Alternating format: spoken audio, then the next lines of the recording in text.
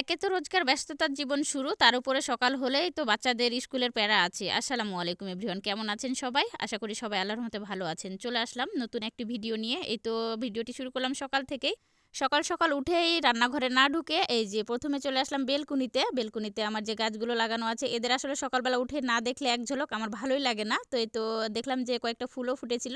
আর মাশাআল্লাহ এই যে এইদিকে গাছগুলোতে টমেটোও ধরেছে বেশ কয়েকটা। বেশ কিছুদিন ছিলাম না এর মধ্যে দেখছি টমেটোও ধরে গিয়েছে। ডিসেম্বরের ছুটিতে তো বাবার বাসায় গিয়েছিলাম। আর এসেই দেখি গাছগুলো অনেকটা বড় হয়ে গেছে। আর এই যে টমেটোও ধরেছে কয়েকটা। এর মধ্যে অবশ্যই হাসব্যান্ডকে পাঠিয়েছিলাম কয়েকদিন গাছে পানি দেওয়ার জন্য। তো যাই হোক, গাছের সাথে বেশ কিছুক্ষণ সময় কাটিয়ে তারপরে চলে আসলাম রান্নাঘরে। এই যে রান্নাঘরে ঢুকেই আমি প্রথমে 4টা ডিম সেদ্ধ দিয়ে দিলাম, হাঁসের ডিম, 4 জনের জন্য আমাদের। তো ডিমটা সেদ্ধ বসিয়ে দিয়ে তারপরে বাকি কাজগুলো করব। তো সকালবেলা আজকে আর রুটি করতে ইচ্ছে করছিল না, যেহেতু অনেক শীত পড়েছে, এমনিতেও রান্নাঘরে রান্না করতে ইচ্ছে করছিল না। তো ভাবলাম যে আজকে সকালবেলা ভাত বসিয়ে দিই। আর এই দিকে দেখেন আমার যে বরমশাই 3 আঁটি শাক নিয়ে এসেছিল রাত্রে।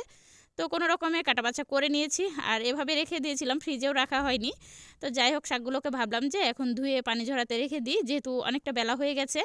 শাকগুলো ধোয়া থাকলে রান্না করতে সুবিধা হবে দুপুরবেলা। তো এই তো শাকটা ধুয়ে পানি ঝরাতে রেখে দিলাম বেসিনে। আর এখন বাকি কাজগুলো করে নিব। এই তো ওইদিকে তো ভাতটা হচ্ছে, সময় লাগবে ভাত হতে। ভর্তা ভাত করব আর সাথে বেগুন ভাজা করব ভাবছি, গোল গোল করে চাকচাক করে। তো এদিকে আমি মশলাটা বেটে নিলাম দুপুরে রান্নার জন্য অবশ্যই। আর আমার ছেলেকে দেখেন আলু ছিলছে, খোসা ছাড়িয়ে দিচ্ছে আমাকে। আমার বাপজানটা খুবই হেল্পফুল, আমাকে খুবই হেল্প করে। তো এদিকে আবার ভাতের পানিটা ফুটে গিয়েছে, চালটা ধুয়ে দিলাম আর রাইস কুকারে ভাতটা বসিয়েছি আজকে। তো ভাতটা হতে থাক এদিকে। তো ভাবলাম তো ভাতটা হতে অনেকটা সময় লাগবে, তো এর মধ্যে আমি 1 কাপ চা খেয়ে ফেলি। এজন্যই আর কি চাটা বসালাম। আর এই যে বিস্কুটও নিয়ে নিয়েছি আর ডিমটাও খোসা ছাড়িয়ে নিয়েছি, বাকি সবাইকে ডিমও দিয়ে দিয়েছিলাম। আর এদিকে দেখেন ভাতটা ফুটে উঠেছে, আলুগুলোকে এখন দিয়ে দিব। আমার ছেলেটা তো আলুগুলো সব খোসা ছাড়িয়ে দিয়েছে। দেন ফাইনালি এই তো চা বিস্কুট সাথে ডিম দিয়ে হালকা পাতলা একটু নাস্তা করে নিব, যদিও বা ক্ষুধা লেগেছে। এই বিস্কুট আর চা দিয়ে পেট ভরবে না, তো তারপরও হালকা পাতলা নাস্তা তো একটু করাই যায়, যেহেতু সময় লাগবে এখনও ভাত হতে।